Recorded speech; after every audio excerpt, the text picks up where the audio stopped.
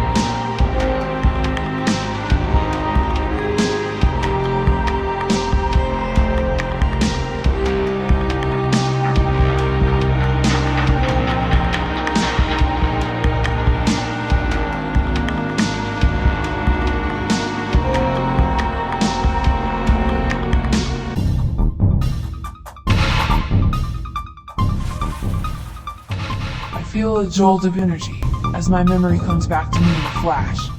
I remember the bright sunshine, the heat of the summer day, and the feeling of pure freedom as I rode my unicycle through the forest.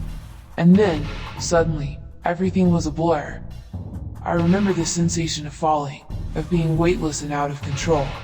I remember the wind rushing past me as I flew through the air, and the sense of terror that gripped me as I realized what was happening. But just as suddenly as it began, it was over. I remember hitting the ground, feeling the impact through every bone in my body. And then, nothing. Darkness overcame my body.